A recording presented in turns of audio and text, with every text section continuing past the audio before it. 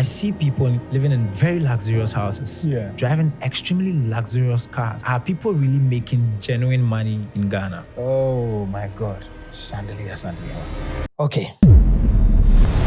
Derrick Abaitey, host of Konnected Minds, Ghana's biggest and #1 business podcast, is admired for his uncensored conversations with CEOs and top business leaders. He pulls back the curtain, revealing his trade secrets only on Talk No the Cook Rice podcast. The journey of becoming is difficult. That's why a lot of people don't even try to become. When you go on Twitter, the people that have the time to comment, they don't have businesses, they've got time to waste. The average worker feels that monkey they work, babu they chop. No matter how much money you give to a poor mind, they will go back broke. Is that something like integrity in business, or you just make money? There's integrity in human character. In business, I don't know. If you don't build the capacity to make, keep, and multiply money, forget it. Say we say a commodore. Yeah. Say a commodore, you go and find food. A commodore. We both host podcasts, we both Derricks, and I also have half siblings. How do kids who are torn in the middle of a divorce really navigate? Wow, that's a really loaded question. Life is hard. Life doesn't get easier because you became more successful. No, at a higher level, there are problems that money cannot solve, which is the demons you are dealing with mentally. I wish, it was just me, mom, dad, and a few siblings. We are all together. But we are not in charge of people's circumstances and things that happen. Hi guys, welcome to Talk No the Cook Rice podcast, the conversation where I sit with young Ghanaians who are changing the narrative in everything they do. Those who are not talking, but are cooking. I love today's guest because he works in a space that, I recently jumped into, and I admire him a lot. I mean, he's going to find out a lot of amazing stuff I know about him on the pod pretty shortly. I listened to his podcast. I mean, Apple Podcasts at one point in time made us all aware that, you're all doing podcasts, but this guy is the #1 business podcast in Ghana. He's not talking. He's not the guy you see, flaunting and all of that, but he knows how to cook results. And guess what? Because he's also a podcast host, I'm sure today's conversation will be, I interview you, it's going to be fun. Trust me, they're going to be light, no questions at the end of it. You have fun. And that's the more reason why I want you to tell a friend to subscribe to this Rice. I wouldn't bring you a substandard guest. And so if you know somebody who should see this conversation, this is a better time to get them to come in. I introduced to you somebody who bears my name.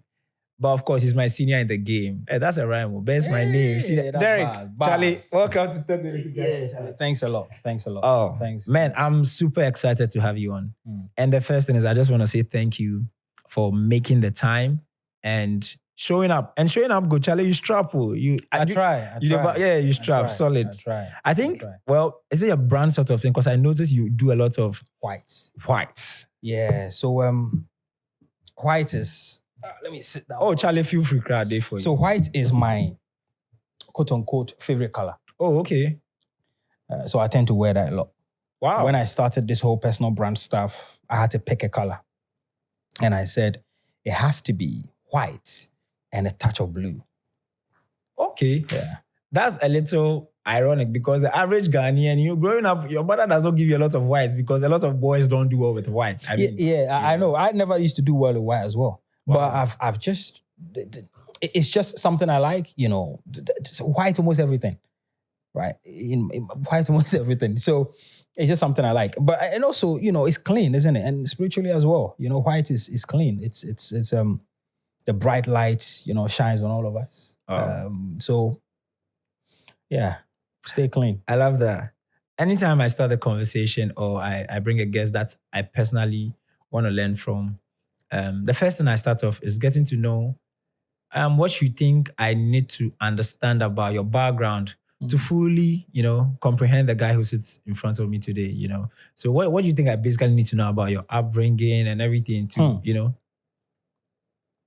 That's essentially me telling you my entire story. I'm here for it. So I grew up in a little village called Akimswabe.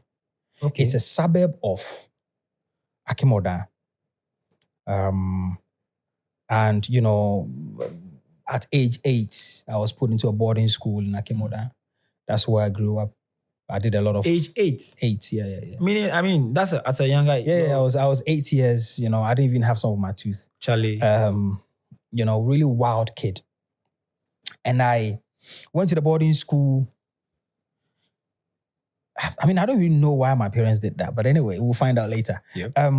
But I think that experience was incredible because it has definitely shaped me to be who I am today. Going to boarding school at 8, it was tough. I had to wash my own clothes, essentially feed myself. They give me the chop box with everything that's supposed to last for 3 months. Charlie, in 2-3 weeks, it's finished. Charlie. You don't know anything about management. Then you resort to other people. Charlie, give me this, give me that. That was it. I've got a few siblings. I think in total we're about 8 on mom's side, dad's side. And at 15, after my JSS at the time, my father took me to London. And so I was in London with my other siblings. When I was going to London, I remember I was wearing a black trouser with a tie and dye top. Okay. That was sewn for me by, my parents. And then I had a backpack all the way through the plane till we landed. That's the only thing I had. I think a couple of things in the bag, but that was it. That journey it's always something I reminisce on because no matter how far you go from your problems, you must never remember where you came from. Wow. So that process for me was, okay, you're going in a backpack, you don't have much, you've got to really work hard. Look, I returned with a lot of suitcases and I have enough. So it's really a praise to God to say that whatever the circumstances are, if you are daring enough, you're obedient to the word and understand your real purpose on earth, you can't lack. Wow. No matter what the situation is, you can come out of. Became a pharmacist from the University of Kent. Been a pharmacist for well over 10 years. And then, at some point I said, you know what, I'm going to move to Ghana. Maybe I'm telling the whole story, but I would love you to maybe do the questions. And then I'll use that to tell the story. But essentially, that's it. What you need to know, you just need to understand that this boy did not come from a silver spoon in his mouth. What he's actually done was that he's taken the blessings that his parents has given to him and what God has also given to him, and he's created the spoon. Wow. Yeah. I like that. And you mentioned 8 kids. Yeah, there's a few of us around. And guess what? Yeah. One of the things that fascinates me is when somebody great comes out of a lot of kids. So somebody like Diana Hamilton, she was on this podcast a couple of while ago. Okay. And there were about 9 kids, And so I just want to explore how did your parents treat every single one of you? Oh no, we have steps on the side, isn't it? Okay. So dad has got kids, mom has got kids, right? So it's not really us all together. Okay. But for me, I was always in the middle because between mom and dad, it's just me. Are you with me? Wow. Right? So it's always, a bit of this side and a bit of that side. How did parents treat us? Like they usually do. But in this case, every mother is taking care of their children, isn't it? And paying attention to the marriage and the relationship that they are in. And for me, I was very much early stages. I was very much close to my grandma, because mom was busy, getting married and taking care of, that marriage. So I was spending a bit of time with grandma. But it was lovely. My stepfather was amazing. My dad is amazing. Had a stepmom as well. Incredible. It's just, look, whatever they do to you in the family or whatever situation you go through in your family, the real fact is that at some point in your life, none of that matters. When you hit age 30 years, you realize that no betrayal, no envy, jealousy, whatever, no problem have you been through in your life that actually matters. What matters is what you do for yourself. Oh. Yeah, because you can sit at home and blame your parents all you can, your siblings all you can. But the real truth is, at the end of the day, at 30, you would realize that you have to pay the bill. You have to take care of yourself. And that the people that were actually taking care of you were also growing up. That, can you imagine? I mean, my mom had me when she was pretty young. So when she was trying to make me into a son, she was also growing up. And a lot of us, our parents have had to go through that. They are growing up while they're also taking care of you. You're going to hit 30. At that time, they would have grown enough. You can't blame them for your problems. Wow. I don't know. There's something's already happening to me, which is the fact that I just discovered we have another similarity, which is the fact that we both host podcasts, we're both Derricks, and I also have half siblings. And There you go. I mean, I feel it's one of the conversations that people don't touch base on, especially when, living in a home where, it's like one family you can't share every good news because if maybe my dad buys me a very fancy laptop, I can't put it on my status because I have my other sibling, Yeah. I just want us to explore that because let's be honest, as you mentioned, most of our parents had us not when they were kids, teenage pregnancy. Some of us were results of, teenage pregnancy. Yeah. But you make a point that I can't sit here and blame my mom that why didn't she, I've got to own my life. But there's a phase where growing up where there's no structured authority system, In fact, part of the reasons why a lot of young people go a little deviant is because majority of them don't come from a united family. Right, where the close-knit father family. Right, gotcha. and the mother are together. So somebody's with a mother probably grow up, in the absence of the dad, meaning there's no discipline. So I grew up with most parts of with my mom, because my dad had gone abroad when I was a kid.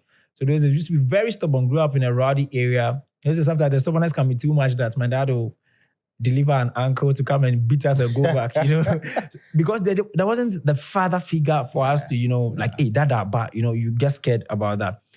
Basically, how do kids who grow up in separate homes or kids who are torn in the middle of a divorce, how do they navigate their life? Yeah. So, wow, that's a really loaded question. Very interesting one. And I'll try. Remember when I was speaking, I said for me, I always felt that because between mom and dad, it's just me. There was always that sense of there's nobody looking out for you, Derrick. And that you have to do it yourself. Now, and I also mentioned that mom has to take care of her relationship. Dad has to take care of his relationship. But between them, it's just you. So now, the thinking is always, well, look, I wish, it was just me, mom, dad, and a few siblings. We are all together. But we are not in charge of the whole world, are we? We are not in charge of people's circumstances and things that happen.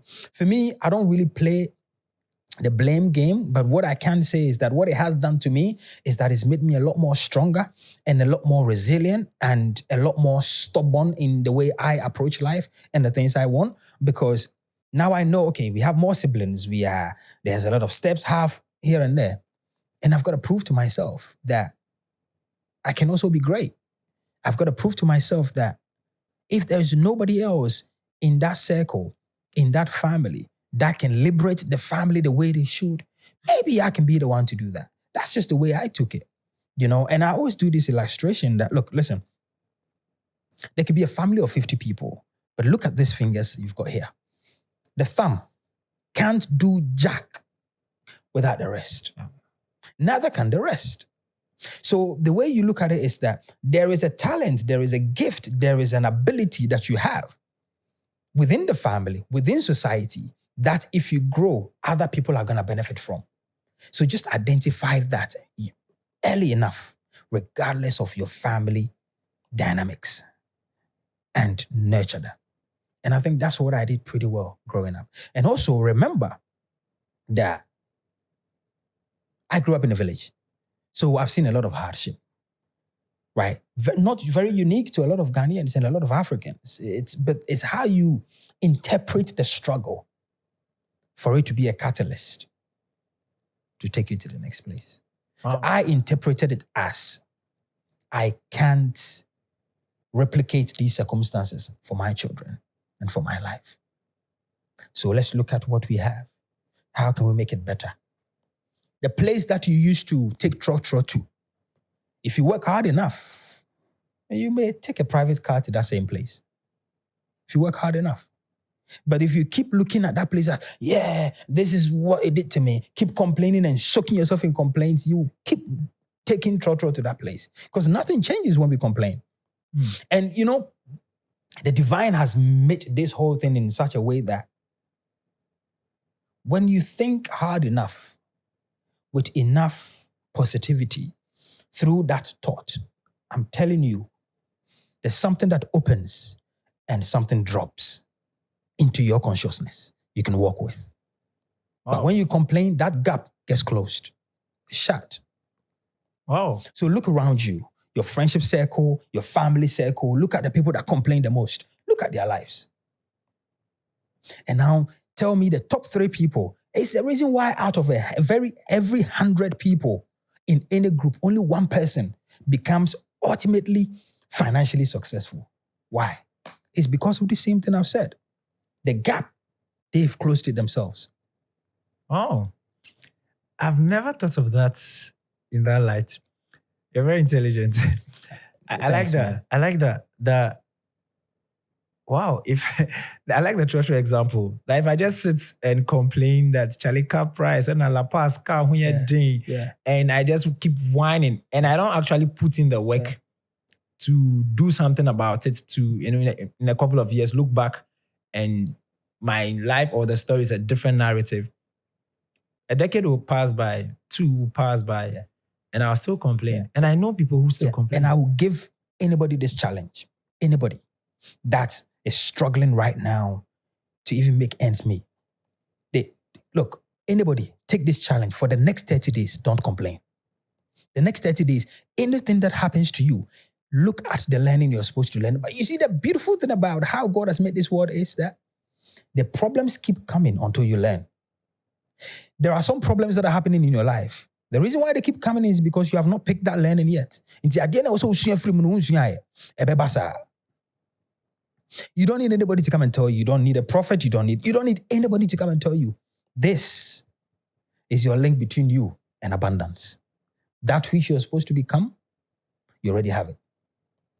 Oh, I love that. I want to explore a bit about a village boy. As you said, you lived with your grandma and all of that. And moving to London. Yeah. Change of climate. I mean, and I feel your shoe market, how was the early days? I'm asking more importantly because a lot more people are making a switch. A lot more people are relocating. Yeah. And there's data to prove that in the early years of people, a lot of people make a lot of mistakes. It's like now you have to come to adjust with the ecosystem, how things work, the culture. In fact, one thing that most of my friends tell me they battle with when they travel abroad is code switching, which is people laughing at your mother tongue. And one of my friends was telling me, Derrick, it's not like I just want to speak like these people, but it's because when you speak your local English, people go like, like I can't hear you. Can you, Well, in 2005, my father put me into a project somewhere in London. It was called New Lab Late Admission Project. I was not early enough to be admitted to the school system. So I went on to this project and, backpack on, get ready, Derrick, let's go. He showed me how to get there, got to the place at New Lab. And all I could see was plenty people, diverse backgrounds. They are speaking English as if it's water that is pouring. And then I stood on one side observing everything that I could see. And the beautiful thing about these people is that they see you and the first thing they want to see, hey, how you doing? And I'm just looking at them thinking in my head, I don't even want to go close to you for you to ask me because I don't know how to say it. Yes, I went to a pretty good school in Akemoda, but I am going to come and I'm actually going there. Are 2 different ways of saying it. The semantics, the rhythm, is different. I was in one little corner watching the people speak, but guess what I did? I identified the black people within and I approached them. Luckily for me, 3 people I spoke with were Ghanaians. Wow. Where did we start from? We spoke Twi. I just couldn't fit in very easily. Then, of course, I went, when I started going home and, internet and stuff, I started watching more videos, learning more, reading more to then pick up, the accent a little bit. It was tough. Sometimes I was a pretty good science student in the beginning, but that thing showed me that, Charlie. Nah, because the question is put there, you know the answer, but you can't put your hand up. the way you're going to say it. And the whole hand up thing was even a bit too slow. By the time you think of it, somebody has said it. The kids were fast. So that's there are dynamics. But you know what? We made it work. I love that. That's Charlie, you just find a way to adjust. And more importantly, one of the things that helped, we connected with people that you could relate to, Ghanaians, It's powerful. Great. Part of the reasons I'm excited for this conversation is the fact that you are an entrepreneur. Yes, sir. You work crazily hard. Yes, sir. Derrick, I just want to start off maybe with a very strong question, which is the fact that I see people in Ghana living in very luxurious houses. Yeah. Driving extremely luxurious cars. Yeah. And the average young person goes like, hey, no news kind of way. Yeah. Or yeah, fraud. Yeah. Let me speak English. Like, he's into fraud. Yeah. The first question is, are people really making genuine money in Ghana? Oh my God. Sandalia. Okay. What people don't understand, one, they question it negatively. Mm.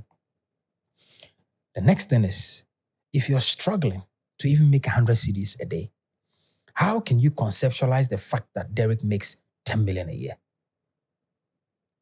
How can you get that in your head? For you, you can't see that possibility. So anything you see becomes negative. Okay, now let's take it down a bit and let me answer the question. Are people making genuine money? Yes. But are people also making money that is not genuine? Yes. It's everywhere on the planet. Because in our consciousness, we have good and we have bad. So there would always be good people and there will always be bad people. Unscrupulous people are around all the time. The real fact is that, and the reason I keep talking about this, especially on Twitter, is that don't focus on the people that you have said in yourself that they are making money the bad way. Don't focus on them. Because if you do, that's the only thing you're going to attract. So if I tell you that, for example, I did an interview recently with Dr. Charles Yeboah, the owner of ICS. Mm. And the guy said that they invested a total of $4 million in the business in Kumasi before he even built a house. And somebody came into the comments and said, where did you get the money from? They need to investigate you. And then I was just telling myself, you see how small people's minds are. Look, the guy is saying the lesson is that don't show success too early. That's what he was trying to tell you. The lesson is that you can wait and build your business before you start showing success. But you see, the problem is the people that are doing it the bad way are showing the success too quickly. So that's what people's minds are drawn to. So when somebody's saying, nah, don't do it like that, do it this way because that's how I did it, they are still bashing them. It's all well and good that we know that the society and the environment is such that, there are a lot of people that are making money the bad means. But do you know what? We are a developing country. Do you think people in the West are all making money legitimately?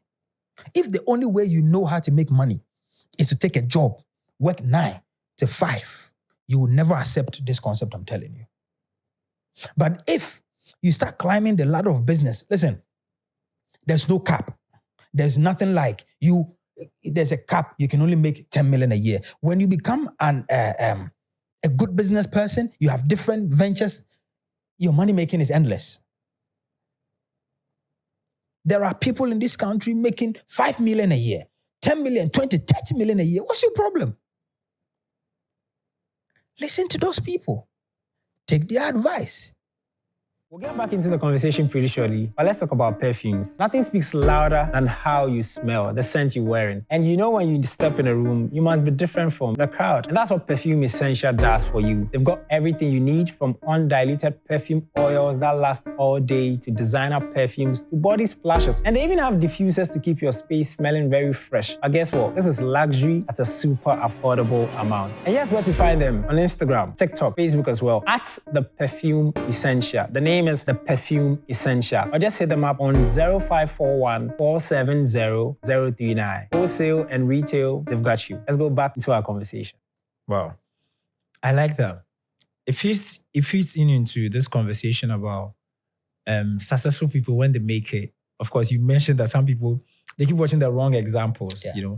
And part of the narrative is the fact that people, when they make it, some of them flaunt the success early, and some of them come with what they call absurd stories, which is, I started with one egg, and then now I have a poultry farm.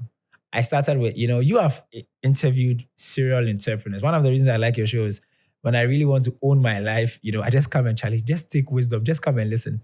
But the average young guy on the street feels that you're not telling me realistic stuff, From the number of people you've spoken to, what do you make of that phenomenon where, is it true that people really started that humble and have been able to accrue that much, or at a point in time, something had to go wrong somewhere? As you mentioned, there's good business and there's bad business. Are most of the businesses we're seeing doing well, thriving, keeping to the good rules? In fact, is that something like integrity in business, or you just make money? Well, is there something like integrity in business? There's integrity in human character. In business, I don't know. Do you understand what I'm doing? In human character, as you are and you're built. But the rest, I'll leave it to the viewers to put their answers in the comments. Yeah. But I take, for example, we've had people who've said that I started business with 10x, 20, whatever they say. Let me explain something to people who have a higher mind to understand this. There is a process to everything. In class, there is class 1. As a matter of fact, there is crèche or whatever they call it, up before you get to university. If I ask you, how did you become so educated? And you only tell me that you went to Johns Hopkins University, that's the reason why you're so educated. It's a foolish statement. You started from KG1.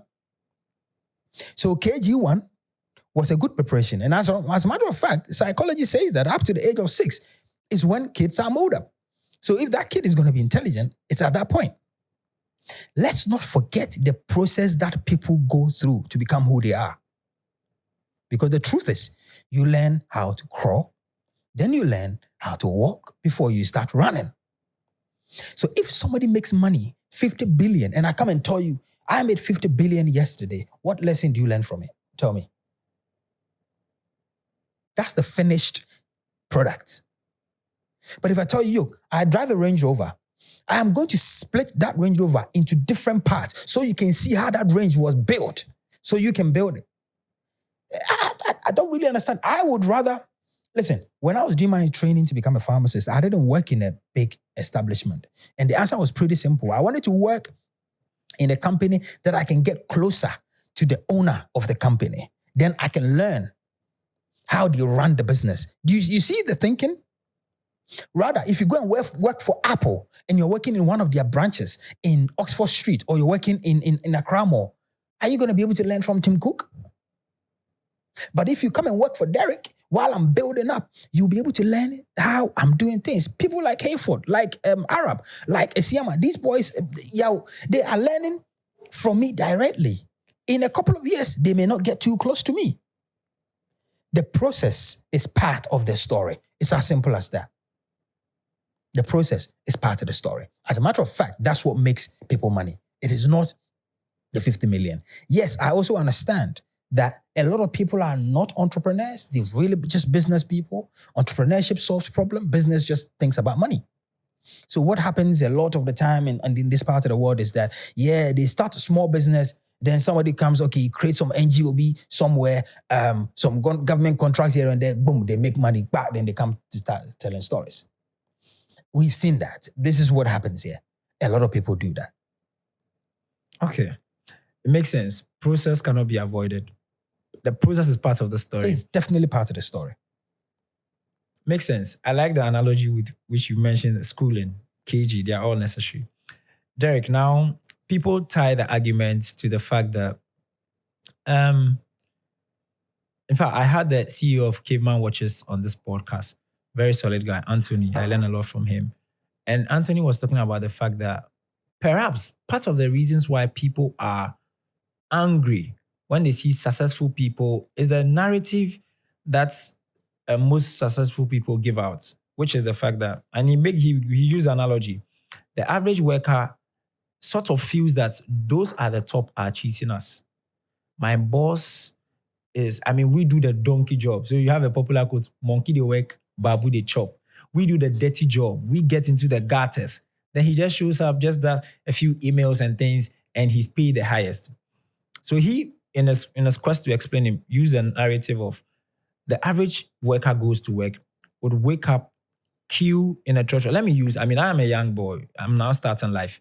And so this is actually my day life. When I wake up, where I pick car, the road is not the best. So I pick a motor first to the junction. Then when I get to the junction, I pick a trotro to La Paz. When I get to La Paz, I pick another trotro from La Paz to Circle. I get down and I walk to work. I do my day job and I leave. And so some people may go and stay in a queue. When you go to Circle in the evening, Monday evenings, the queue was crazy. Do you mind me pausing you there? Hits and me. the reason I'm pausing, is it what you just described to get to work? Do you want that to be your reality in the future? Never. Do you want that to change? It's going to change. When it changes, you see, you just said it here. Most people have not had the opportunity to talk about this, but you just saw them successful and you've called them for an interview. They don't have the time to go through all of that. Some of them cannot even remember to come and tell you that story. You are saying it now. Let's not make poverty the norm. Are you with me? Yeah. Let's not make I'm struggling the norm. Yes, it all sounds well and good, and it's very, you want me to be empathetic. Oh, I'm sorry, you have to take trotro. No, I don't have to take trotro, boss. The reality for me is that I wake up and I have a car, I could have a driver. Don't make it look like it is okay to wake up in the morning and don't have food to eat. You have to chase the bus. That is not the norm. That is not the world God created for us.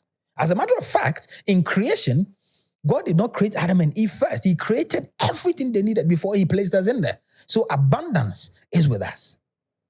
So let's not make it look like, I'm struggling and look, listen. Rich people think alike. Broke people think alike. Unfortunately, because there are only a few people that are rich, their message don't get as far as the broke people's messages do. Because when you go on Twitter, the people that have the time to comment, they don't have businesses. They've got time to waste. People that have got serious things, thinking millions and billions, you think they have time to be chasing you all the time to prove to you that, yes, they made their money legitimately? Okay, well, let the Lord do what it does, isn't it? But me, I'm just saying that I don't want my children to grow up thinking somebody chasing a trotro is the norm. Nah. So when I see somebody that is driving his kids to school, I admire that because that's the life I want them to see as the norm. I like that. I like what you're saying, and it's really working on me. As I mentioned, I've consumed a lot of your content. In fact, I'm subscribed to the Konnected Academy. Yeah, so 29th of August, you better come. Yeah. And I receive the emails as well, so the newsletters, yeah. So I was telling the story, my routine, to tell the fact that I'm tying it back to the caveman CEO. He made the point that, so the average young person, the average worker is, of course, is digging and all of that, is doing all the dirty job. Then they come online and their CEO is living an extremely luxurious life. Their CEO is flying in a private jet, popping champagne. And so it sort of gives off a certain anger, especially in our part of the world where people admit that people work more but are paid less as compared to somewhere that you are paid in hours, and even the currency is a lot more better, And so there's a certain anger, I like the fact that you say, let's not make poverty the norm. Let's not make it cool. And I like what you were telling me. I'm going to stop taking trotro pretty shortly because I don't like it. I'm a BMV guy. I want to be in an M7, So I'm not going to sit and whine and complain. But there's a certain anger. How do we address the anger that people feel that we do the job, they spend the money, especially when some of the CEOs also flaunt it? The flaunt is like we are putting it in your nose. How do you think CEOs, managers, you deal with all of these big guys? how should they portray their wealth? You know, how somebody chooses to spend their money is their own problem. You are on the receiving side and you've chosen to be judgmental and you've been employed to do a job. If you don't like the job, leave. I'm sorry. But what people go through to build enterprises, a lot of these employees, they have no idea. Yes, we get to a place where, okay, now for me, for example, across continents, I employ about 40 people. Fantastic. When I was staying at Bates, when it was cold, and I was working there myself with one staff member, Abigail, who was there to listen to my story? Who was there? The time then comes where today, okay, I can employ maybe 200 people doing work for me, but you're only seeing 200 because I've gone through a process for 10 years to be able to employ you today. And now, at the time, I wasn't even driving. And now I have several cars and I'm driving. I'm not saying people should flaunt, but how somebody chooses to spend their money, to me, is their own problem. Your problem, if you are poor and broke, your problem should not be the way I will be spending the sika. It should be, how can I also better my life? To be honest, you get close to what you want, not bash it. If you admire something so much, get closer, ask questions, stop the envy, stop the jealousy. Ask questions. That's what I'm doing. Asking questions to learn, not questions to judge. I think on the employee side, if the money you're being paid, as I've said, is not good enough for you, please leave the job. Please leave that job. Oh. If it's good for you, then when your boss comes to work and he's come in a new BMW, that is his hard work. It's his hard work. Yeah.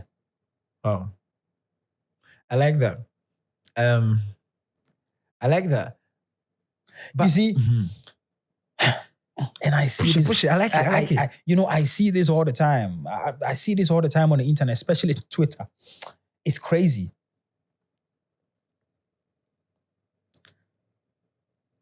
If you are so uncomfortable with how somebody is spending their money on the internet, please unfollow them.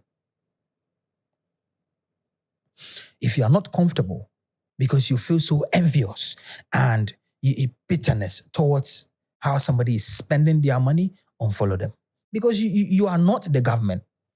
If you want to go and look into them, you can. If you have the money to. Please just unfollow them. Okay. Because there are certain things that I don't watch. There are certain things when they come on my Twitter, I do not interested. If you check my Instagram pages, it's only that which will make me better. That's the only thing I watch. If I see something that is nonsense, I unfollow them, block them, or I'm not interested. That's what you should do to clean up your surroundings and your mind space.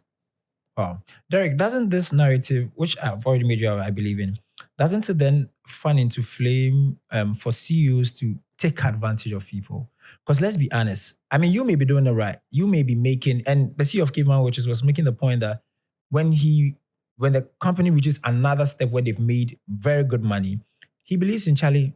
The guys at the bottom of the food chain worked very hard. So let's top up. Let's increase somebody's salary. But some people think that some CEOs are quite chiseled. The company is making crazy amounts. And I like this. I like how naturally Look, there are some churches that don't declare the tithe and offering they collect to the church members. Churches even. There are some of them that are even driving big cars. I don't blame them. I'm just telling you to use that as a narrative that, look, if you are looking for somebody to distribute money, it should be charities and churches. I'm not saying entrepreneurs shouldn't. I increased my staff members' pay. When the dollar was really messing up that year, I increased it 3 times for my staff members. But you know what the truth is? No matter how much money you give to a poor mind, they will go back broke. I'm telling you, the problem is not the money. It's a mindset problem. Have you not seen people make money and lose it before? It's not a money problem. It's a mindset problem. No, Derrick, I like this. Derrick, now... There are people living abroad. They have to save 2 years before they come to Ghana. 2 years before they come to Ghana.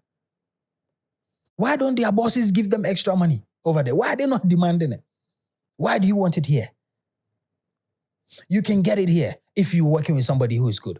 But they can even distribute the entire wealth of the whole world to Africans. Majority will still go broke. It is in the Bible that the poor would always be among us.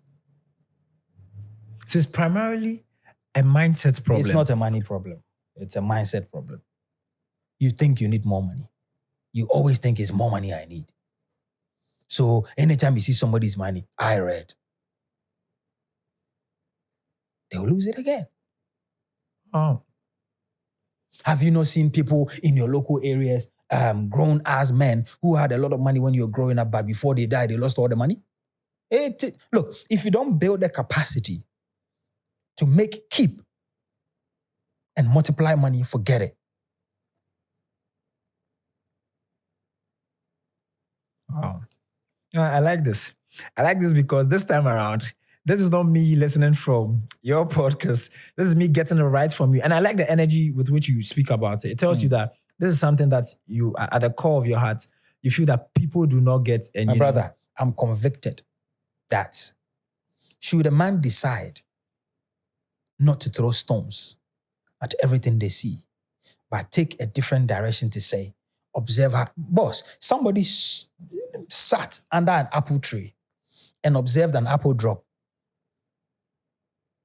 and give you an understanding of why that apple is dropping. He did not say, why is this apple dropping? Take it, chop, and move. Through experimentation, understanding, and expansion of consciousness, man can be better. I like that.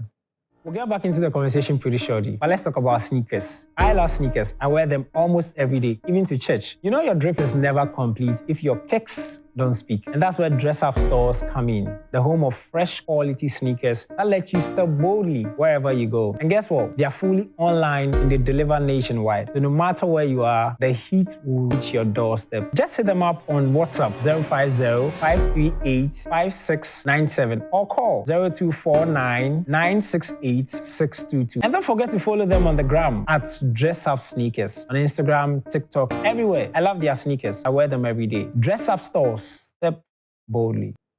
I like that. Now, you then come and start something, and in a year, it's doing so well. I think a little after a year, a little over a year, yeah. A year and a half, yeah. And I think I want to explore what would get you to leave, and I'm speaking from the base of the young Ghanaian who wants to be better. What would get you to leave Utopia? Derrick, the narrative is painted that abroad, and so people would do whatever it takes to go abroad. Yeah. I mentioned earlier on that my dad has been abroad all my life. And I'll get family members, colleagues, classmates, work colleagues that challenge you for left, take opportunity. And I, from my childhood, I've always believed that I can cook here. I don't necessarily have to go and be in the cold, do a menial job, And so, what do you make of people making desperate journeys to be there? You see the news every time. People are climbing walls, swimming in very crazy cold waters, taking crazy risk just to be in another man's land. Back to the mind. Do you think it's mainly a mindset problem or is an African economy problem? Because some people make the point that if ours were really good here, they wouldn't go somewhere else for, a better alternative. You have been there. Tell me the story from your point of view. So there's a big river, right? That's every morning, the entire village goes and pour food inside the river to feed the fish in the river.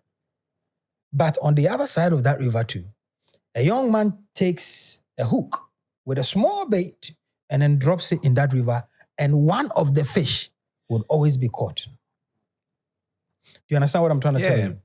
Free food.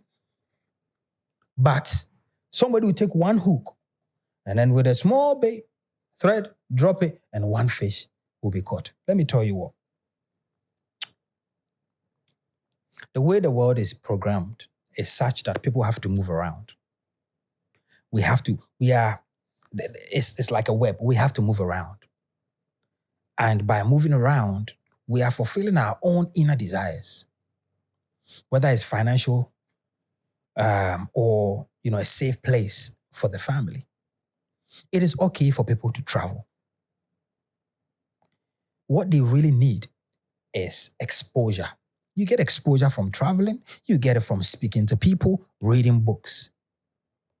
It increases your awareness about things and your capacity to see what is happening on the other side of the world.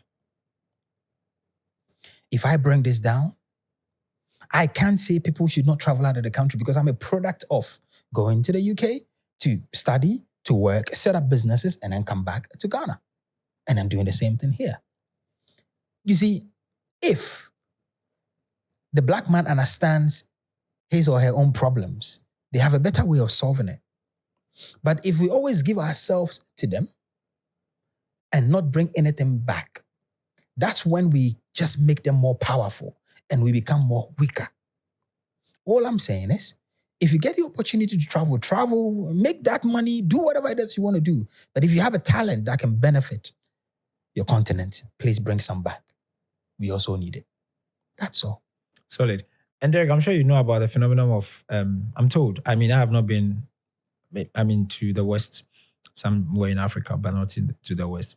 I'm told that some people don't make it. But because of the stereotype of, it's the expectancy that when everybody goes to make and bring it, some people are not even making it. And there's a certain shame to come back. So they will still, be there and all of that. I have not been there. You have been there. Is that really the case? Yeah. A lot of people are not. You are just in a rat race. You get a job to do, but most people can't even save enough to buy a ticket to come back home. And do you not speak to them? They're usually complaining. Yeah. That, I butchered thing. But then 2 weeks, 3 weeks, they're gone back. It takes them a whole year, 2, 3. They come 2, 3 weeks, they're gone back. They just want to work. Majority of people, that's how the system has made us, to work. To work. So if they can't get a job here, they can spend $15,000 to travel. Either the family will sell their lands or do whatever to travel and then go. But majority of people are not. Me, because I'm entrepreneurial, wherever you place me on this planet, I'll find a way to do business. I've got business in the UK. And as a matter of fact, the reason why I'm able to live, come and spend time in Ghana and set up business here is because I've learned my business acumen, not in Ghana, but in the UK. So what I'm doing here is an extra of what I've already done. So, which is why I'm always saying that, the people that usually say that, I want to come back to Ghana and do business, I say, if you have the documents, please do it there. Start there. The pound is stronger than the cedi. So that when you come to Ghana, your muscles are a bit stronger. You know what I mean? Wherever you find yourself, there are opportunities around. Take those opportunities to better yourself. Every country and every system has got financial understanding. There's a way the finance works in that country. You just need to understand that and understand the business terrain. If you're an entrepreneur or a business person, use that to create some wealth for yourself. You can do that in Ghana. You can do that in Nigeria, wherever country, in the UK, US. Yeah. Wow. If the mind is broke in Ghana, potentially it's going to be broke abroad. Wow. I like that. It reminds me of a certain sermon by Bishop Dag. The title is Missionary Call. He says that it is not in the traveling or crossing of an ocean that will make you a missionary. If you are not a missionary in Ghana, it's not going out, bro. A lot of people think, if you are not hardworking here, Yeah.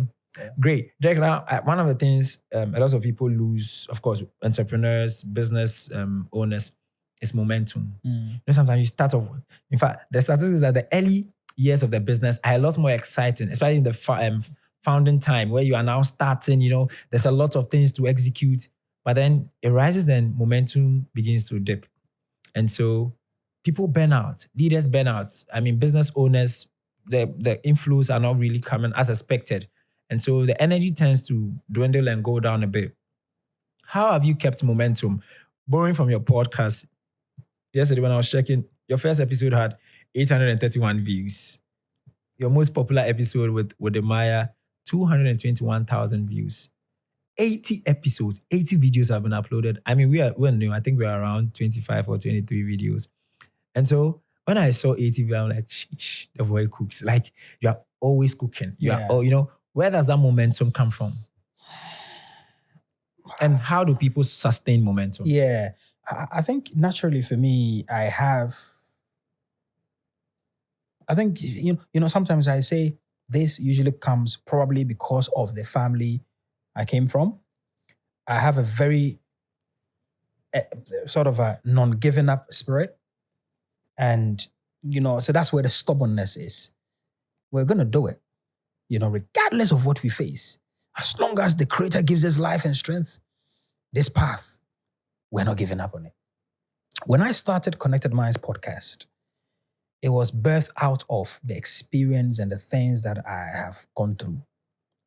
Very many years ago, when I was at university, I was struggling in my third year to even cross over to fourth year.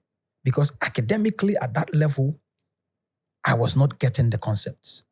So this is what happened. While I was struggling, I called my best friend, Edward. This was summertime. And Eddie said, look, there's a book that he can give me to read that book. And I said, you know what? Me, Charlie, I haven't been reading. So the only thing I read is my lecture notes. He says, take this book. It's going to help you. Eddie brought me a book called, in fact, I'll tell you the book in the end. But when he gave me that book, I put my lecture notes aside. I only had 4 weeks to prepare. I took 1 week and I read the entire book. And while I was reading that book, this little boy, Ben, who was struggling in school as well, was able to become one of the first Black doctors to separate conjoined twins at the Johns Hopkins University in the US. Oh. At that moment, something left me and something was replaced. I felt as if I've just gone through a mental epiphany, an awareness that I can be whoever I want to be because this guy did it. I had a model that I can follow. As a matter of fact, summertime, everybody had gone home and I didn't even have a place to stay. So the place I was staying, a little place, I had to borrow that place from Priscilla, one of my uni mates, for 4 weeks to stay there just to prepare. I'm telling you, I was able to pass that exam and pass my pharmacy registration first time. Just because of that awakening I got. In fact, what even tops it off is that by the time I finished that university, I had an exact plan for my life and the business I wanted to do because of that awakening. You see, this is the reason why I started Konnected Minds Podcast. That everybody within you, there is a seed of greatness. Everybody. Whether you choose to water that seed, nurture that seed, for it to grow, for other people to pluck from, that is your own problem because that is the purpose of free will. That is the purpose. Konnected Minds then, came about.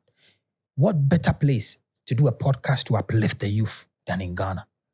Because this is where I'm from. Okay, let's do it in Ghana. I launched the podcast on the first week of January. But this is what really happened. I recorded 3 months worth of content before I released that podcast. The studio was set up, spent so much money, put it together. Started calling people that I know. Let's have this conversation. In the beginning, I knew exactly where I wanted to go. My production team were like, oh, boss, can you just do entertainment? They will give us the traction. And I said, look, the man is on a mission. Let's keep going. We will get there. But remember, 16, 17, 18, 19, what I spent my time doing the most was learning internet marketing. How to sell to people on the internet through Google ads, Facebook ads, YouTube ads, Instagram ads, Facebook Meta print. I learned a lot of this on YouTube and Udemy. So I know exactly how to place a product in front of the right people. Konnected Mind is nothing but a product of people's input.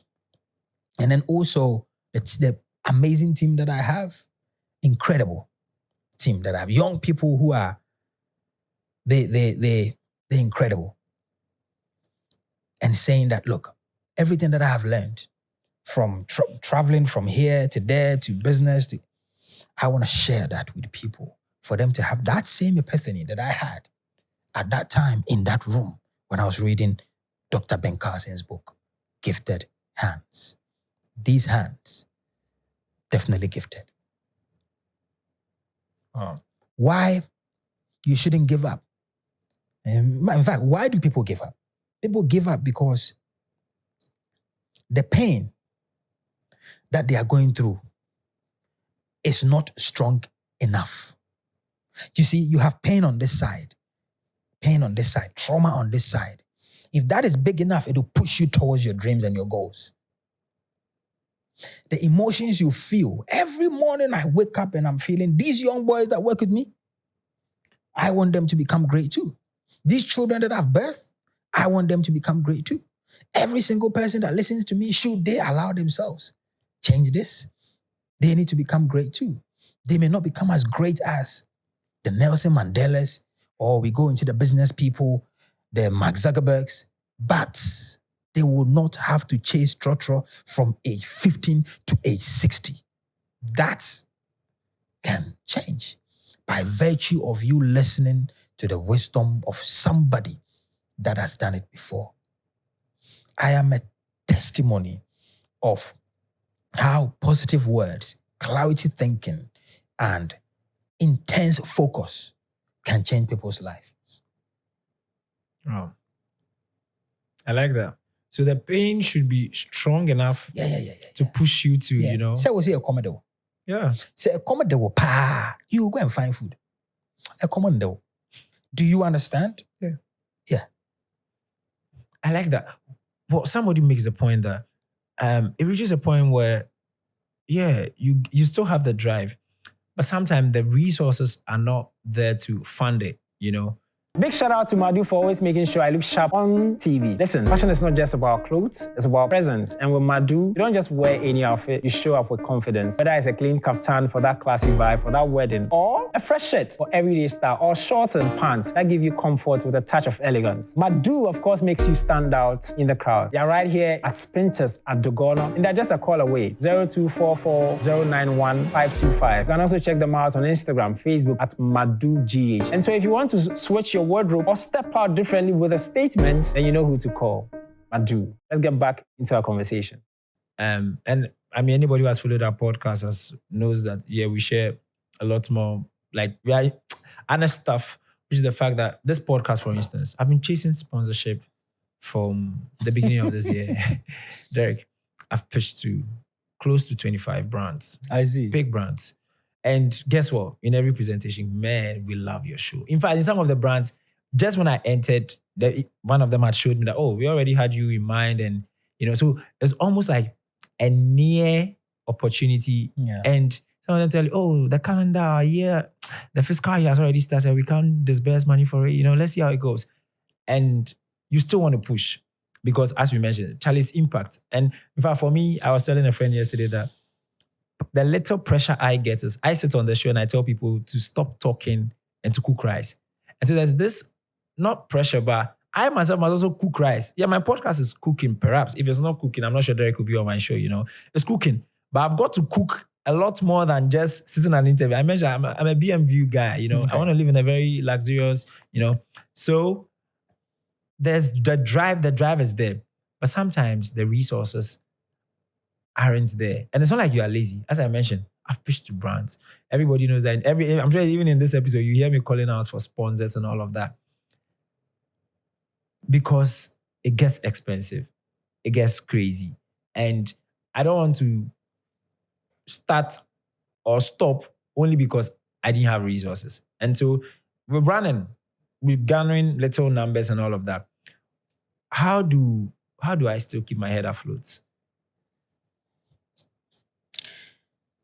If you start thinking about, for example, movement, I want to move from point A to point B, and your only vision and your dream is to move from point A to point B, but you are not thinking of, I want a Rolls Royce to take me from point A to point B. You will get to point B. Let me explain again. If all you want to do is to move, you want to move from here. You want to go to Kumasi, for example. You just want to get to Kumasi. And that's your aim. Is not you want to sit in the Rolls Royce to go to Kumasi. You can get to Kumasi. Are we there? Right. Sometimes we just need to understand that there are baby steps that will take us to where we need to be. but we are a bit too much ahead of ourselves in the vehicle that we want to use to get there. Okay. Your podcast, for example, if I was to give you a quick tip, you can start using affiliate links. Amazon affiliate links. Fantastic. I've been doing Amazon affiliate links. Oh my God. I've had that account for almost 10 years because I've been doing this online marketing for a long time. So just go to Amazon, create affiliate links. Tell your viewers in the conversations, look, on this podcast is sponsored by Talk About the Product. I'm going to put the link here. Forget trying to, the vehicle is the problem. If it is money you need, just focus on what do you want to use the money for. That's all. I want a camera, not I want money to buy a camera. I just want a camera. The means is already there to get to the camera. But your problem is, I want a Blackmagic 6K camera. Now, stupid pressure on top of you. You just want clothes to wear. You don't want a Balenciaga. You don't want a Prada. Just clothes to wear. That's all. I want this podcast to make me X amount. The means, the vehicle. How are we going to get there? We can use affiliate links. We can connect with other brands that have products. We tell them for free. I'll put the products on. I'm just going to put a markup of 10% on top of it. If the customer buys it from my link, I'll come and buy it for them. And I can give you tons of ideas on how you can monetize the podcast. Tons of ideas. But the problem is, for me, my approach is different. And maybe because I have the resources, but I'm not going to stand in that boardroom. Yeah. And people say, oh, it's a bit arrogant. And say, look, the path I've been on, the processes I've been through, and what we've done by God's grace to get to where we are, we understand a lot of things. So if you haven't been through the journey that I've been through, don't throw judgments. But all I'm saying is that change your vehicle. Okay. I started my podcast with a lapel. No. After 6 episodes, at the time we had not even released it, then somebody said, I think you need to get one of these show mics. At the time, to be fair, I didn't even know about the show mics. He sent me a link and then I bought one. Then we kept improving. I used to shoot my phone, my phone and my wife's phone were part of the cameras we were using. At the time, I had not even released it. And then something dawned on me. Nah, brand consistency. Let's get 5 cameras. Sometimes, people are certainly not lazy. But you see, in the world of business, if you're not thinking smart, you are thinking lazy. Because there is smart thinking, systems thinking, that makes things happen. It's different from hard work. So yeah, I'm releasing every day. And then also on top of that is, the reason why people don't see growth is because they are consistent without experimentation. You see, what grows any business, any brand, is the fact that, especially online business, is the experimentation part of it. And I can say this in Twi. Now share adiwe in one direction. And a lot of our people behave like this. It's annoying. Until tin who say no who say the vision way different. No, so you said no, this vision and that vision is different. So this is probably going to be better. At the moment you start doing this, there's a new improvement. Something else is happening in your consciousness. But you call a tiler to tile the same way they tile. You tell them to go and buy something, they buy flowers. You tell them you want one color. No, we don't do it like that. Look, boss, if those things are not fixed, Derrick, most people can't see growth in anything they do. And they will say, oh, I'm working, but the money is not coming. No. No, you are not thinking about what you're doing. You are just working. That's hard work. And no, the Bible can't say Jumadin. And no one some no okay. And the smart thinking is you must experiment. You must be open. You must allow other people to pour into you. These boys you're seeing here, the Hayfords, the Yaos, the Siames, the Arabs, my wife, Eddie, and all these people, they contribute to this podcast. We have conversation, Charlie. Who's the next guest? What can we do? How do we have meetings? We talk about this. And these people are much younger than I am, apart from Eddie. Much, much younger. But we are set in our ways, set in the way we do things and set in the way we think. And that is the awakening and that is the open-mindedness people need to travel to go and see. That is what they need to go and travel to go and see. Because when you come back, you realize that one-sided and one-way thinking, nah. Can you imagine that when God created this planet and some people wanted to travel from Egypt to this land, to Israel, to this, they were using what? Camels and stuff. Yeah. They had just said, that's all we are going to do. We will not do anything. Then the two brothers came and said, no. This is already available in the pamphlet that God created and placed in the garden. It is already in there that we can move across worlds faster than the camels are. So this is what we are going to do. We'll think. Then somebody came and said, no, the way these boys did it is great. We will better their idea. Today, do you think that same aircraft they started, you could have traveled with that to New Jersey today? You see, understand what I'm trying to say? Man is a thinking being. Man is a creative being. The purpose of man is to evolve, to grow by virtue of this and collectively, not in isolation. Wow. I'm excited. And I just want to say thank you for the tips you've given me. I'm going to implement them. One of the things I do is that when people I really value, and success is simple. Find somebody who's executing it. Take the principles, execute it. Yeah. You likely see the same results. Yeah. Grateful for that. I get people reaching out and texting me a lot. I want to start a podcast. Then I ask, why are you starting the podcast? They have a good enough a reason. But sometimes you know that this reason is not sustainable. For how long can you keep, having a conversation about, you are in the podcast game.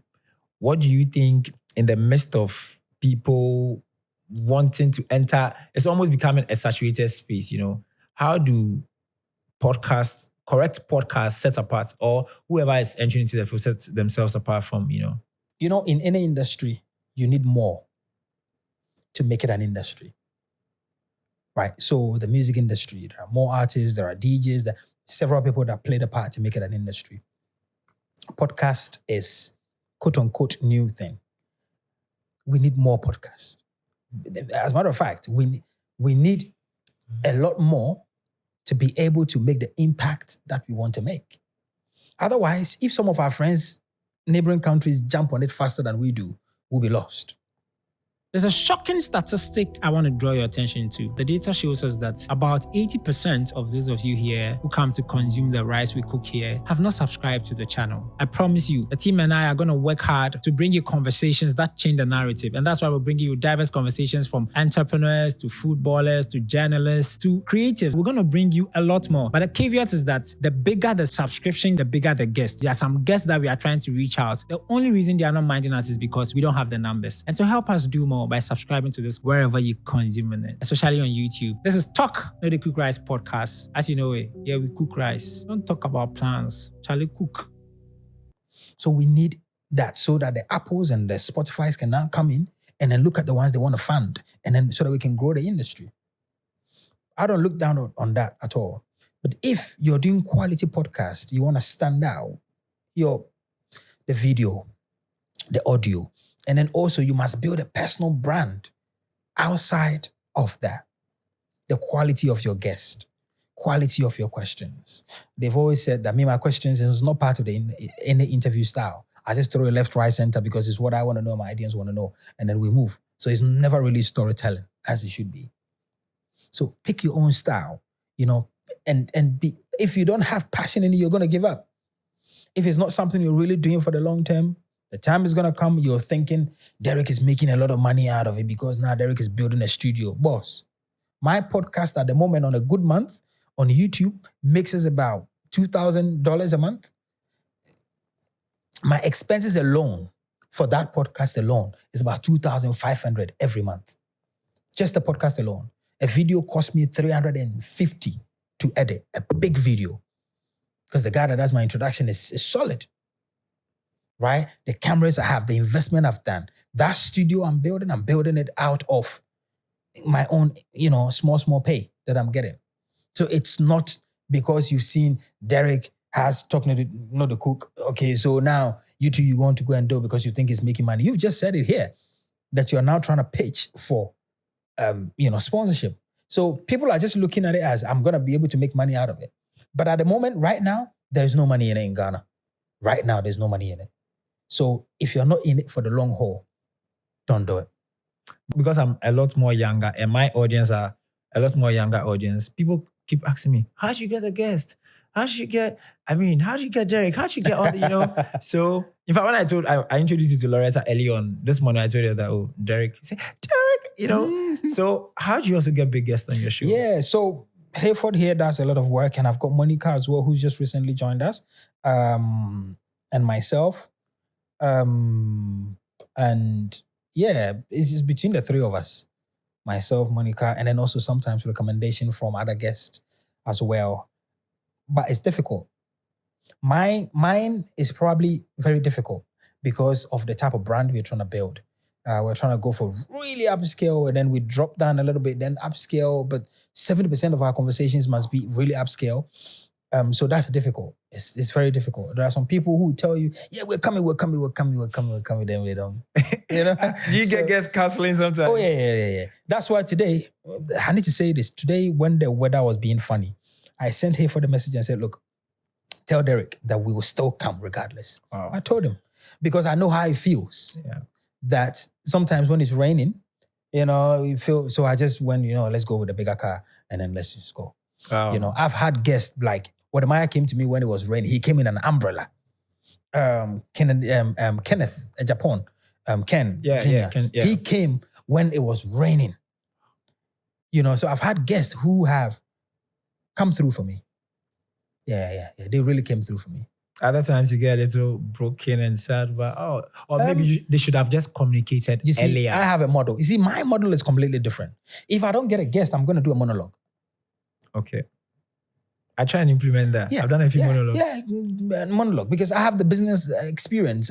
This is what I do for a living, right? So I can put a camera in front of me and then give you mindset tips, give you the things you need, And then if I can I can even just bring in lessons from other episodes. Yeah. And you can also repurpose other episodes as well. We haven't done it yet on the video yet, but Yao is gonna put something together Solid. very soon. I have listened to a lot of podcast guys, Stephen Bartlett, Joe Rogan. It's like when a guest comes to the show, and even for me, I see the same thing. They tend to now become your friends because you're now sharing similar mindsets and all of that. And so, how do you steward high influential friendship? How do you keep it? Because sometimes I don't know what to do. Do you impose too much? Do you draw back? You still want to keep the network, the friendship. How do you go about that? So, with all due respect, it's with respect, right? And not crossing boundaries. When we approach an important person, who is everybody that's been on our podcast, for a conversation, the first aim is for me to get to know them without getting too close to them. That's very important because you don't understand this person. You don't know their temperament. You don't know whether they want people to be in their business or not. Once we establish that, sometimes we have a conversation on the phone before the podcast. When I first started, we used to do lunch or breakfast before the podcast. Wow. I don't push myself on people with respect because every guest I've had is very important to me.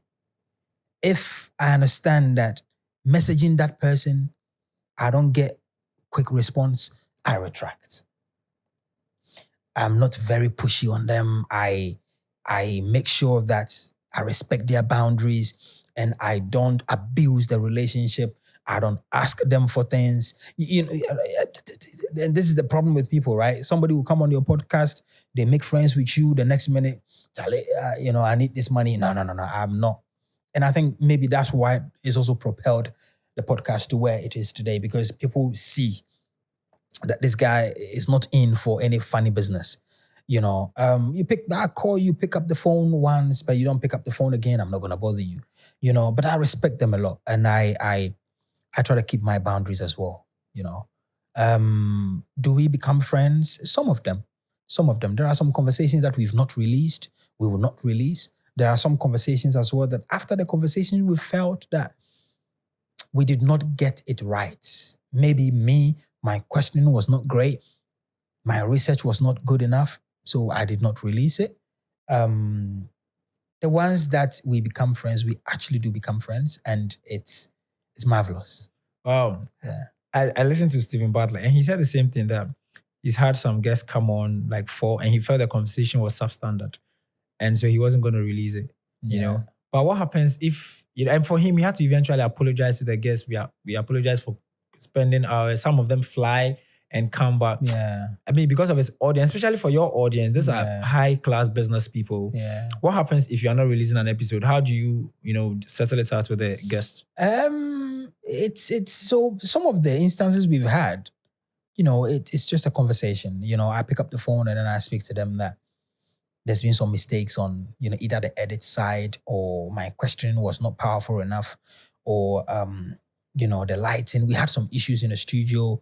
So for that reason, we have to come back another time. And I don't try to make it happen too quickly. I leave it for some time, because usually when they come back again, it's more powerful. We've had people who've come back. Yeah, we've had people who've come back again, and it's been amazing. No, I had a guest, and I'm asking because I'm learning from you. You are in the game. I had a guest come on the show for the first time. She opened up about a very big phenomenon she had never shared anywhere. Felt like a very good episode. I even enjoyed it, got to know her personally. Then when she got home, her family's related to politicians, and the family lawyer just felt that. They asked her some of the things she said. So I decided, okay, I'll not release those. So if she didn't feel comfortable saying certain things, I just cut that part and sent it to them. They reviewed it with the family lawyer. They just felt it was going to cost the man his political whatever. So we had to not air the episode. Yeah. And it was a very good episode. Yeah. And I've been torn between, should I bring her back? I was fearing that perhaps if I bring her back, she'll be more measured. She'll be, in fact, part of it was the reason why we decided I will not even do any personal. We just stick to, how I didn't know that if the guest comes back again, it will probably... No, usually when they come back again, it's a lot more powerful.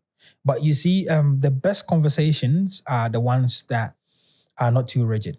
As a matter of fact, I think one of my best conversations has been Dr. Charles Yeboah, the recent one I released. It's been one of the best conversations. Very open, look, he gave it his all.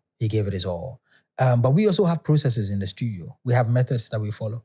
So it's not very easy for you to now come and say you don't want us to release it. We have methods, and I can talk to you about that later. Great. Yeah. You recently celebrated your 35th birthday. Yes, sir. I'm proud of you. I'm proud of you. And Charlie, super solid. 35 years of life, of good life. Yeah.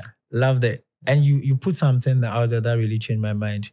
I think 5 lessons. Yeah, so I put 10 lessons that I've learned at age 35. At 35. One that struck me at the core was, and it was actually the first one, who you marry. Yeah. How big a deal is that? I mean, I've not married. I'm not married. I don't even have a girlfriend. Yeah, so I think I spoke about you need a support system. And then I had a picture of me and my wife at the background.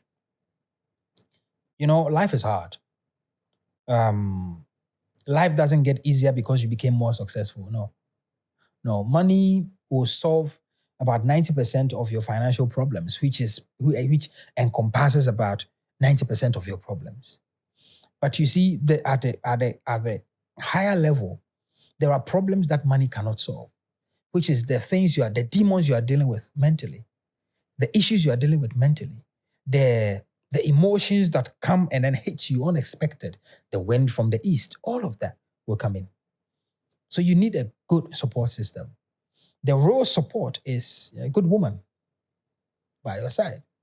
A woman that, understand what the Bible says about being a support. That can help you out to manage those issues every now and then. So I definitely do think that that's the number one support system you need. The next support system you need are people who are not afraid to tell you the truth, no matter how you take it. That is very powerful because every day as an entrepreneur, there are people taking from you, not just money, but they are taking from you. Right now, I'm giving. And you pour out of the cup, but who's filling it? That's why that support at home is also needed, because when you go, you are nurtured. When you go, it's like your cup gets full, then you step out, then you give. So it's very important. I agree, because you see the trend of a great successful guy, and it's almost as if you want him to become more greater or bring him down, it has to go through the wife, or like we see all of these top guys, and it's like their marriages. I mean, marriage and children has a way of changing people. But I say this very carefully because it depends on which side of the spectrum you are drawn to. If you're drawn to being more driven and responsible more, you become more like that. If you are drawn to chilling with the boys more, you become more like that. Wow. Do you understand? Yeah. So it depends on which side of that spectrum you are. But it definitely has a way of, changing people. And, people will say, even Jeff Bezos or Bill Gates, they made money and they got divorced and all of that. Listen, every marriage is different. Yeah. Wow. Derrick, I know you've told me about the hard work you've worked, and I see the results. I cherish the results. I mean, sometimes you can see a result and go like, no, I want this kind of results. And that's the kind of, some of yours. But have there been times that it's also been sad and things have not really gone as expected? Have there been times where things did go according to plan? Or have there been times where you felt like, tough times? I understand that question very much. Being a podcaster, I think I can exactly know where you're going with this question, but I have an answer for you.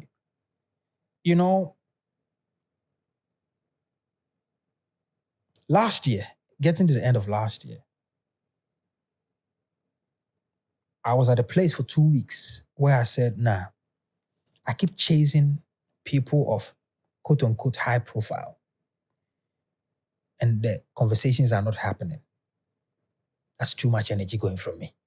I don't have the time to do that anymore. This new year, I need to draft a plan. It took me 2 weeks, and I just kept going through it, and I said, nah. If you go and check what we've done this year, we've only had, I think, Scanty, who is very famous. Apart from that, everybody else has just been people we believe that they have an incredible story that we respect so much that we put on there. The idea got shifted. This year, we haven't struggled so much with guests because we made that decision, right? Because this podcast you release once a week. Now, if you don't get a guest, that means you can't release. You have to sit down and do a monologue. Well, how many monologues are you going to do?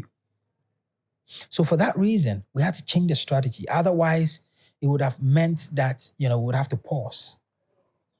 So that's the most challenging, experience I've had on the podcast is the guest. Yeah. And then also, you also have, last year, before we implemented this a few things we've done this year that has really saved us. People were saying, I don't want this thing to come in. Can you cut this out? Can you, and I'm like, last year it was pretty easy. We did it. But this year we took a different approach, right? So you leave the studio and you say we should take something out. We will take it out, but it's just out of respect. Yes. But Wow. I will show you a few things that you can put in place, a few things you can do. But it's, the journey of becoming is difficult. That's why a lot of people don't even try to become. They just try to fit in. It's difficult. Now, Derrick, I'm grateful. I'm super grateful. This is the first time I've had a conversation. Oftentimes, I would ask a number of questions, then I'll pause and speak to the audience a bit. But I don't know, I'm quite logged in for this one. And I want us to have play some games and all of that. Hey, games. Yeah, just a few. I mean, these are quick light Okay, let's questions. You're crazily intelligent young man. Serious guy, and I wouldn't be playing. Charlie, yeah. So when I hit it, just fire for me. Don't think too much on them. I shouldn't think. Yeah, Okay, I mean, let's go. too much. Yeah. Okay. Great. The first one is gonna be from episode 1 to now. What has surprised you the most about podcasting? What has surprised me the most about podcast? Yep. It doesn't pay as quick as people think they will do. Okay, that's a good one. Okay, you've already mentioned the episode that changed. Or is this still gonna Okay, be? you can ask me the ICS? question. Let's see. Yeah, what episode has changed you personally? Wow. It's actually what's changed me. My best conversation, I think, has been this, man. But the episode that's changed me and my perspective was the one I did with Judah. He's actually not Ghanaian, he's an African American. And we spoke about the 400 years of the slave trade and all of that after the podcast. And it was very enlightening. Wow. You know, I started seeing these people in the diaspora more as family, as people who live in the US are Black Americans. Wow. Yeah. I'll put that episode here for you to check it out. So Thank you. you don't have to look for it. Then what's your you shared that craziest DM you've received because of Konnected Minds podcast? I get very strange DMs. I'm sure you get crazy. I get a lot, but you know what the truth is? Every day we get about 300 DMs across all social media platforms, including email. I hardly open any of them because it's so automated. Hardly open any of them. But the most recent one that I think I chanced on was somebody that I think said they have 200,000 CDs and they want some business that I can advise them to go and do. It's simply because I don't open the DMs. So if you message me on Instagram right now, it's auto-read. Right? But I just went through and then I just picked that and then I saw it. He said he's got some money. How is he going to invest that money? I didn't even respond. I just left it. Is it also because sometimes you feel that people could be using backdoors? I mean, someone can get you into trouble. Yeah. And there's another lady who sent me a message and said she really needs to speak to me. And then, there's somebody else, I think at some point, said they want to kill themselves and they really need help. But when that message came, because I knew that person, I immediately forwarded it to his best friend and called his best friend and told his best friend to deal with it. Wow. Yeah. Do you get DMs from girls or women? Yeah. There's a lady that sent me DM, but you know what she sent was, I really need to speak to you. And me, when I see messages like that, you see, the world has, in this country, emergency, if you have emergency, hospital, police, fire service. Isn't it? Yeah. I like the mindset. You're not an emergency service provider. No. I like that. Well, how do I manage? And I ask every man who comes on the pod, relationship with the opposite sex, especially now that you're in the limelight, because it could get. Sheldon tells me he doesn't read comments, quabbles, or it's like there's a certain fear to even interact because one little thing, how do you navigate that? I think a lot of my audience know that I'm married. So it will be really bad of them to try to start sending me messages. I'm sure a lot of people would not care. Yeah. But the real fact is that everybody knows that Derrick is not approachable. The brand I'm building is serious. So you're not going to come and, try to approach me like that. You really have got to know me. I think you've done an incredible job in this conversation though. I've sort of smiled a lot. Done an incredible job. So do I get a lot of messages? I guess maybe I don't read them. Solid. Yeah. It's something I would really consider and take it. But why are you reading them? We have emails, we have Hayford. If you have problems, contact him. You know what I mean? Yeah. It's. You think I should even do that. I should just delegate one of my team members. Yeah. I've got a PR person and I've got two personal assistants. There are people you can contact. So if it's an emergency, of course, national services. But if it's not an emergency and it's something else, collaboration, contact these people. I like that. I have a friend who really will side with you on that. Yeah. That I'm not an emergency service provider. Great. If you could swap lives with any podcaster, who would it be for 24 If hours? I could swap Yeah. lives with any podcaster, Yeah. do you know who would be? Joe Rogan. Oh, I was gonna say. Yeah, I even thought, Joe. no, really. I thought you would have gone for Stephen Bartlett because No. you know you edit your trailers soft. So I don't edit it. I've got an editor who's pretty good at that. Yeah. But the reason, I can tell you the reasons why I wouldn't go for Steve at the back end, but I'll go for Joe because Joe is number one. Yeah, number one, of course. He's good. He's Steven, I think he does an incredible job. Yeah, incredible job. Incredible I job. love And him. I'm learning so much from him. So likewise, So much. Really, so we much from copy him. We really Yeah. copy him. Yeah. Solid. Do you listen to your own podcast for fun, or is it awkward listening to yourself? I listen to it. I listen to it because of what I just told you, the experimentation side of things. I listen to it to understand how I was asking the questions. Could I have asked it better? How the guest demeanor was? What lessons can I also learn again from this? Next time I'm shooting, what do I need to amend? That's why I listen to my. Have you ever fumbled at a guest introduction before? I have plenty. So when I started, I used to do, because I didn't want to introduce somebody wrongly. So I used to do the introduction before the guest will get in. Ooh. Yeah. So that's pre-recorded. Everything okay. is done. They sit down and we just start talking. You know, there's been times where I've done the introduction after. I even have a prompter to help me do introduction. Oh, But you know what I realized? tell me. I'm not a TV station. I'm a podcaster. Like, let's flow. Today I'm interviewing Derrick Ohms, Talking to the Rise podcast. We're going to talk about mindset business. This is what we do here. My name is Derrick Abaitey. Stay connected. Asa. Makes sense. Makes sense. Yeah. I like that. I love your identity. What's your guilty pleasure outside of podcasting? What I do the most? Yeah. Play golf. Yeah. Every Wednesday, I love to play my golf with the boys. I'm told golf is for rich people. Well, that's what they say. You know, you can play golf with as simple as 80 cedis a day. Really? I'm told they pay heavy dues. No, Oh. you see, if you go to Achimota, it probably cost you, if you're not a member, it probably cost you about 500 to 600 Wow. a day. But this is what I'm saying. What people don't understand, The judge. they judge. Have you tried going to play golf? Try. Go to the driving range and just, pat a few or, whack a few balls. I like that. You know what I mean? Yeah. But rich people, these people, some serious occult people are seriously playing golf. I noticed you're, well, I could be wrong. You seem to be a big God guy. I think we should all be, right? We should all be a big God guy because the fundamental basis of life is in creation and who created the world. The Alpha and the Omega, right? But maybe my understanding and my perspective of God is different, but it's definitely the Alpha and the Omega, Yahweh. Oh. Yeah. Are you a pastor? I'm not a pastor, no. But when you speak charisma, you sound like one. I think that's where maybe that's where the charismatic people got their movement. Solid. But no, I'm not a pastor. I mean, I love that. I think you can't take God out of the factor. If you are not seeing anything great in your life while you're still following God, it's because maybe you're applying the principles wrong. Oh.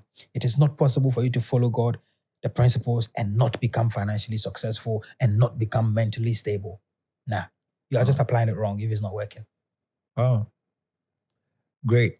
Well, I just want to ask one question. I didn't even add in the script. It just came to mind. Have you ever had to battle with depression or any, No. No. I mean, I practice stoicism. So sometimes life gets plenty, but depressed and I want to kill myself and all of that. Nah. Sorry to the people that go through it. But and shout out to Kobe Che for the, Boy Child Lives Matters movement. But no. I have enough people around me that I talk to. I speak. On my podcast, I listen. I'm a natural listener. But I don't dwell on problems. So if this guy is working with me, he's causing me problems, I'll sack you. If this situation, I'll let it go. I know how to step away from situations. I'm not very I don't get soaked up. I meditate a lot. I do my breathing exercises. I'm very self-conscious person. Oh, Derrick, I just want to say thank you for coming on Talking on the Cook Christ podcast. I do not take it lightly when I guess take their time. Most importantly, they don't hold back. They share their wisdom, and I'm happy. And if this is something you were not really doing until recently, even granting interviews and all of that, and so I'm grateful that you considered our pod and letting us cook this rice. I promise, I've genuinely learned a lot. I think now when I'm consuming your content, because now I know the mindset behind it, it gives me a lot more spectrum to it. I see. And I'm grateful. I just want to say thank you. But I have a question for you. Push it. The rice, what rice be that? Your future. Oh, okay. Talk doesn't, talk doesn't just give you a good future. Oh, okay. Talk doesn't get you. You can just keep saying, Charlie, as you said, a fraud boy. And Benz, yeah, film me now, Benz. It's not, that's the easiest part of it. And I just got something to say. Have you seen the people you classify as rich people bashing other rich people on the internet before? You don't do that. On Twitter. It's always broke people. So if you want to move away from that, then stop doing it and start embracing. You can't become that which you constantly talk down on. You know what I mean? Yeah. These rich people, Charlie, these rich people, you can't manifest it. You can't. Derrick, I want to say thank you. You're welcome. Guys, thank you for watching this episode. It's different. It's unique. I personally have learned a lot. And if you see Derrick, Mr. Derrick Abaitey, did I get it right? Abaitey. Anyway, kindly let him know. I really appreciate him coming. And there's a way we end the show with a fist bump. Charlie, talk. Yeah. Thanks a lot. Talk,